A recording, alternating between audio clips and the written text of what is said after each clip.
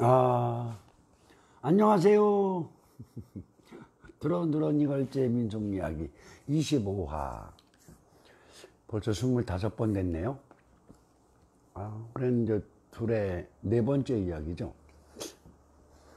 재미난 에피소드 하나로 이야기를 시작해 볼까요?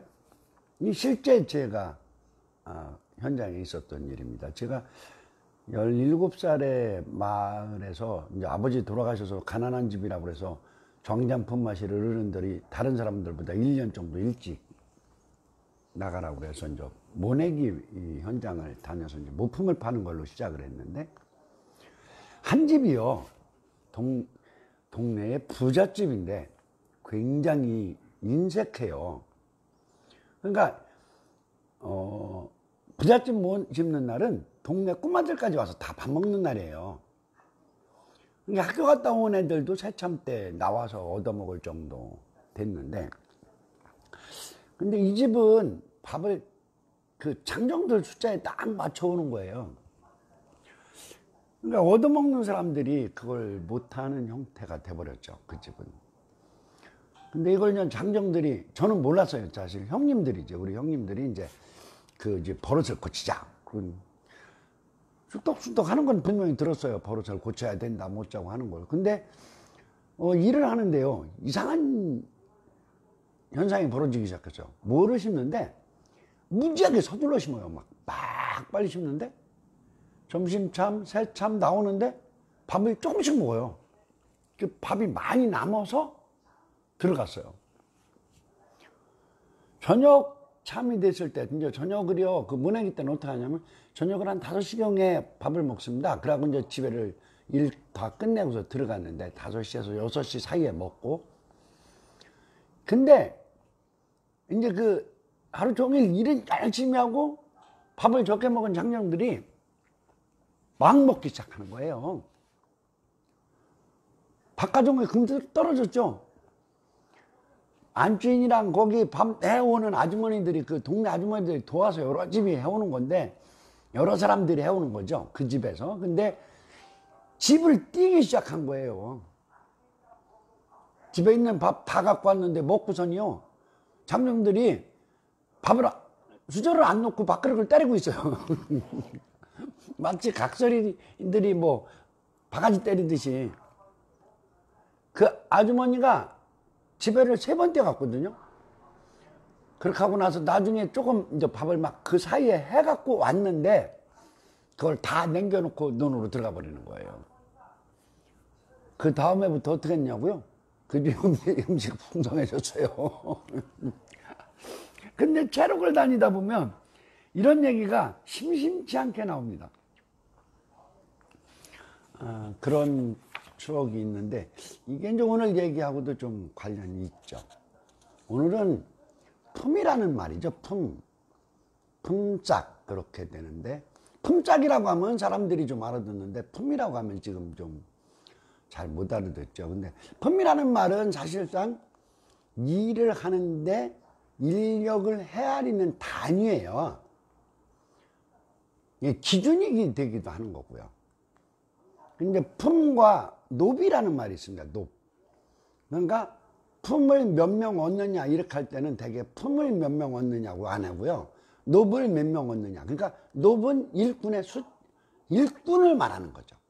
그래서 품과 노비라는 말을 쓰는데, 노는 빨리 없어졌고요, 품이라는 말은 지금도 남아있죠. 이게 품짝 그러면 일을 하고 받는 돈이고요, 품앗이 그러면 노동을 교환하는 거예요. 돈이 오고 가지 않고 내가 자네 못 심을 때 심어주고 자네가 우리 못 심을 때 오고, 이렇게 되는 것이 품앗이고요. 품팔이는 돈을 받고 일을 해주는 거죠. 그건 품팔이고. 그러니까 품을 얻는다, 품을 갚는다는 개념이 있어요. 품앗이의 경우에는 내가 먼저 일을 해줄 때는 내가 품을 얻는 거고요, 내가 얻어다 쓴 것을 나중에 갚을 때는 품을 갚는다, 그런 말을 씁니다.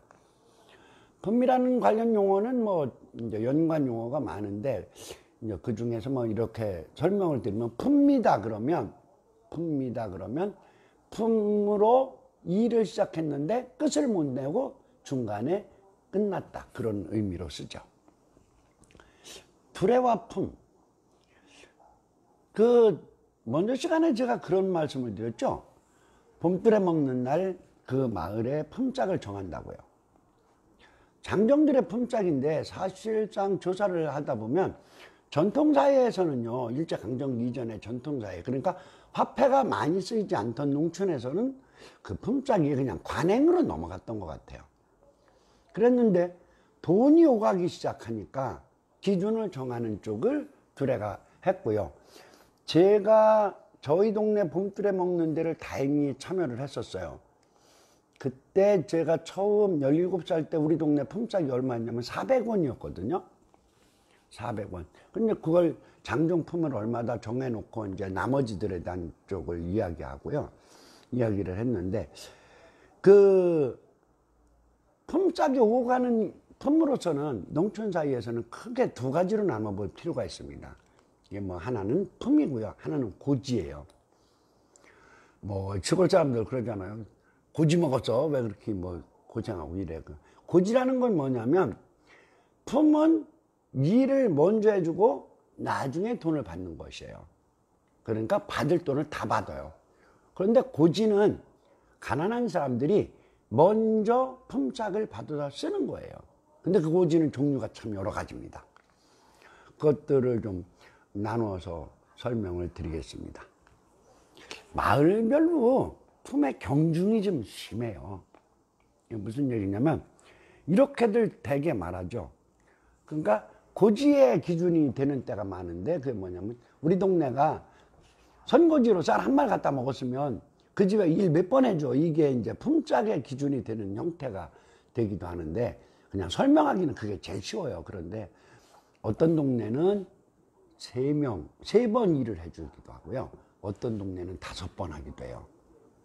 근데 그게 왜 생기느냐면 마을이 들이 넓고 장정이 적으면 품은 비싸지죠, 당연히.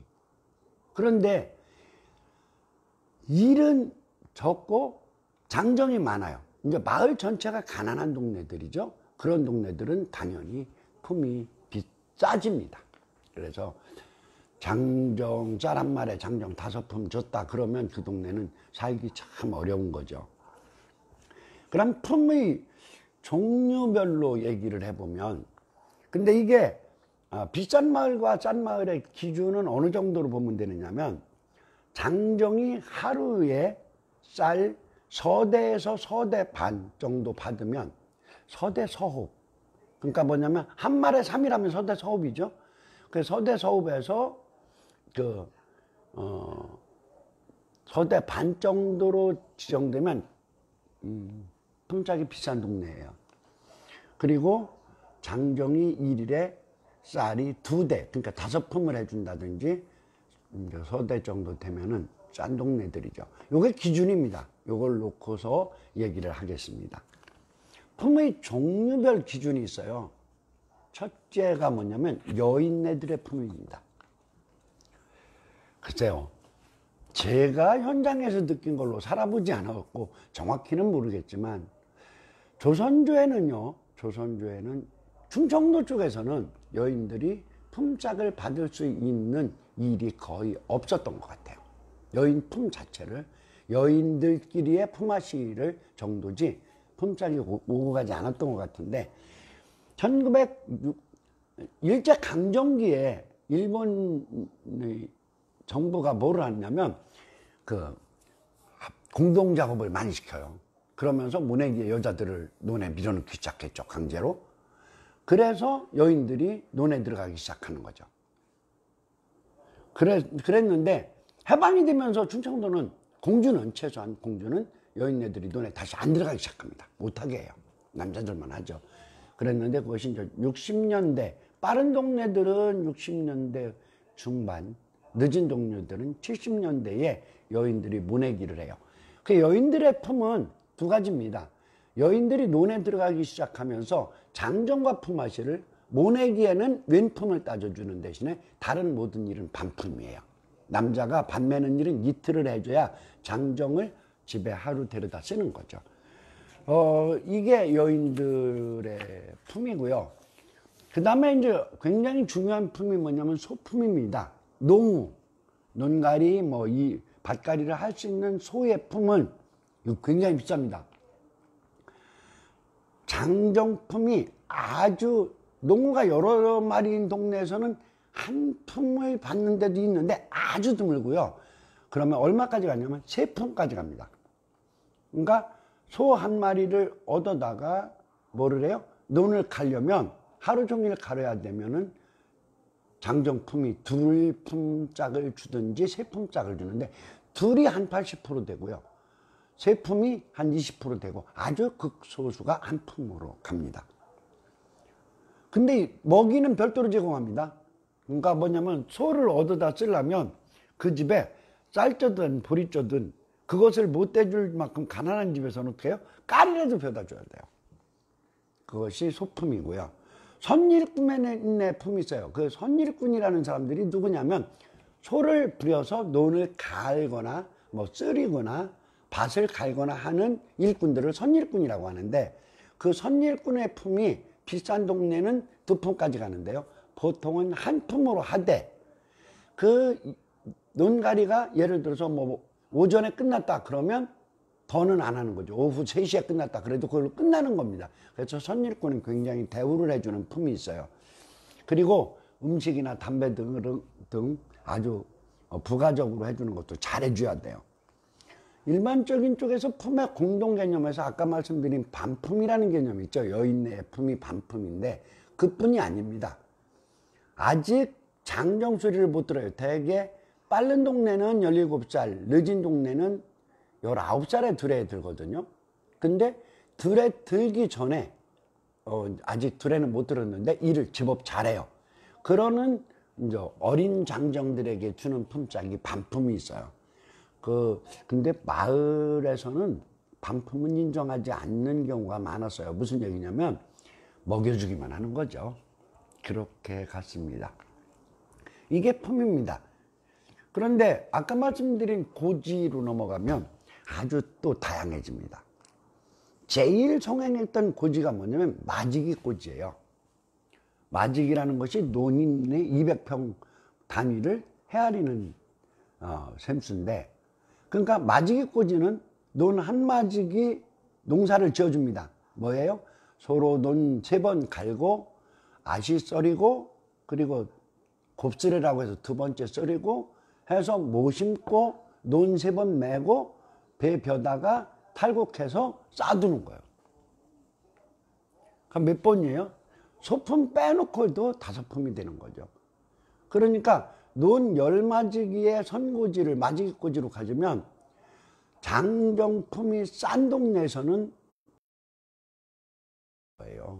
딸 한 가마니 먹고 10마지기 농사를 다 져주는 거예요. 그리고요 반대로 그 비싼 동네는 그래도 10단말 한 가마 반은 받는 거죠. 이게 마지기꼬지인데 마지기꼬지가 뭐하고 맞물려서 가격이 떨어지느냐면 장립변하고 맞물려서 떨어집니다. 장립변이 뭐예요? 쌀 한 가마니를 올해 빌려주면 내년에 10단말 갚는 게 장리거든요. 그런데 올해 내가 이 10단말을 받아서 미리 가져가서 먹으니까 이자를 생각하면 좀 싸게 해야 될 거 아니냐 해서 고지들이 싸지죠. 그 다음에 고지가 뭐냐면 그렇지만 그래도요 가난한 사람들한테는 이 선고지 마지기 고지기가 굉장히 중요한 겁니다. 부잣집에서 좀 얻어다 먹으면 언제요? 춘궁기에 봄에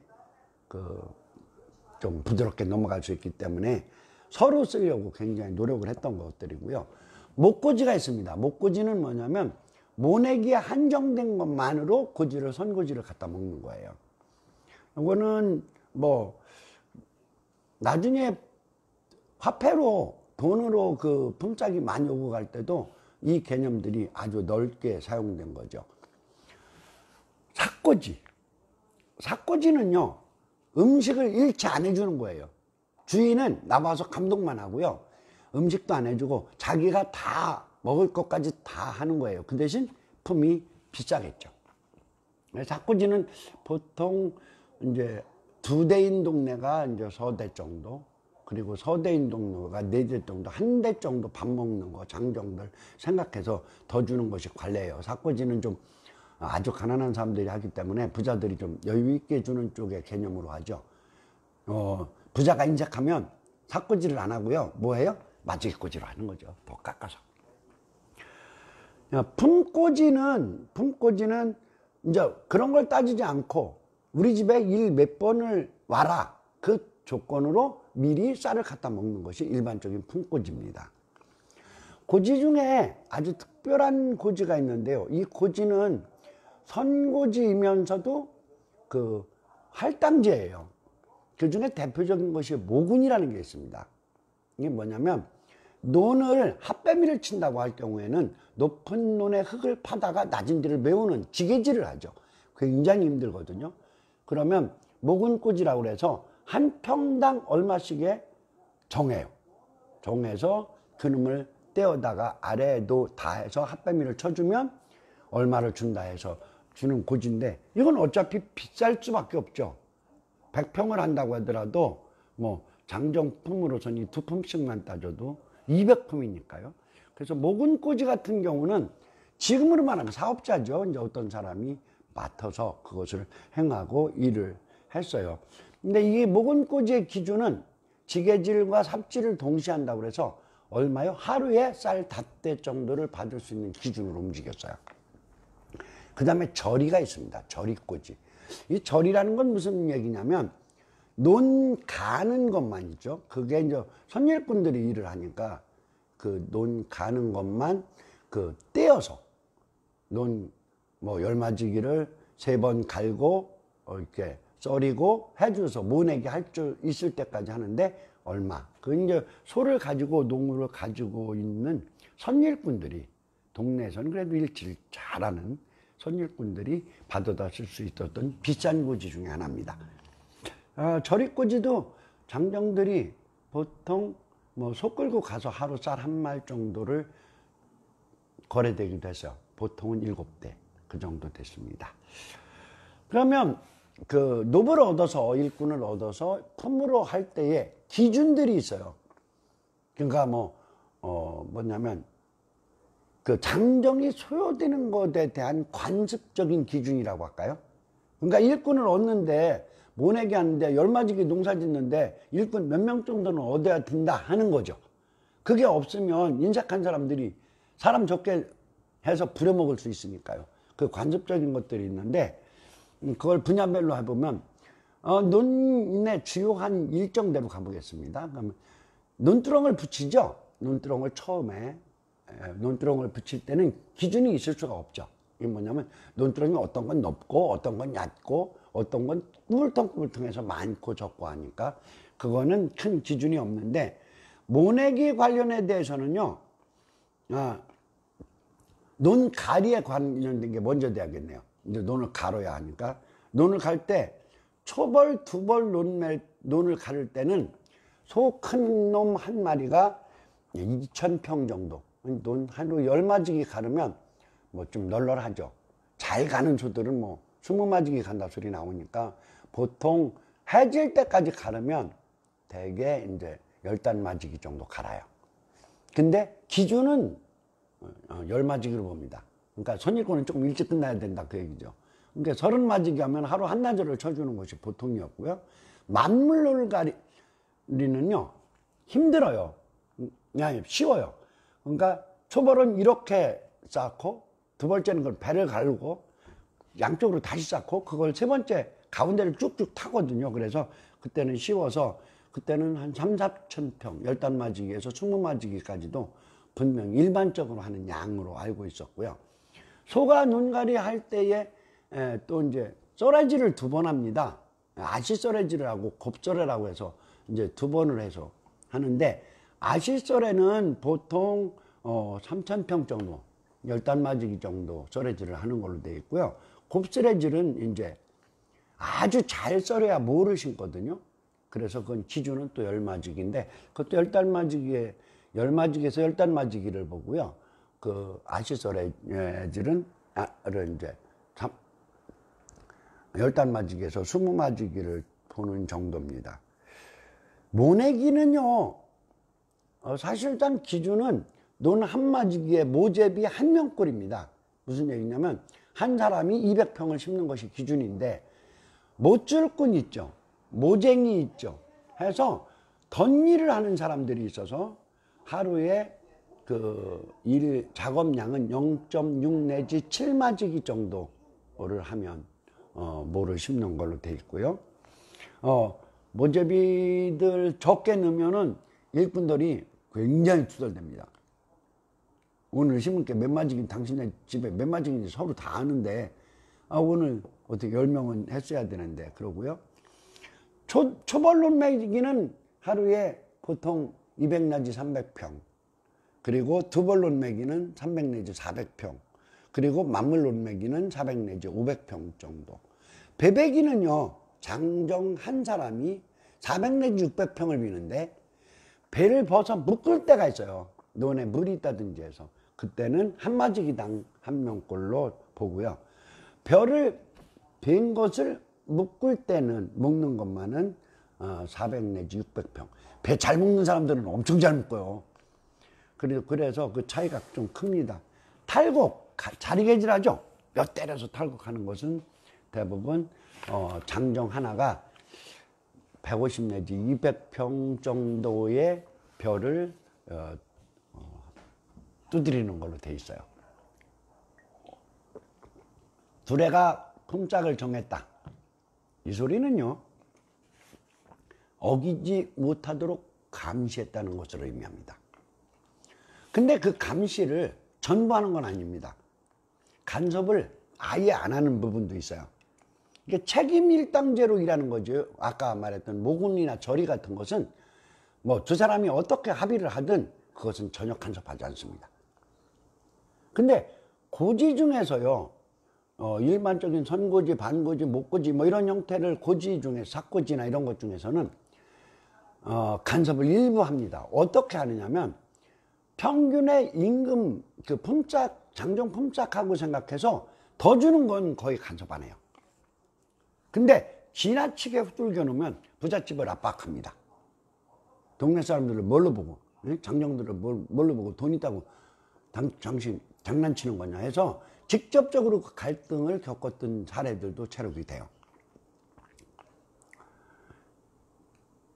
근데 이런 현상이 이제 어떤 현상이 벌어지냐면, 그럼 부잣집이요, 우리 집에 와서 일 오면은 좀 잘해준다고 해서 우리 집에는 일을 서로 오고 쉽게 하고 싶은 사람들이 있었단 말이에요. 분명히 있었어요.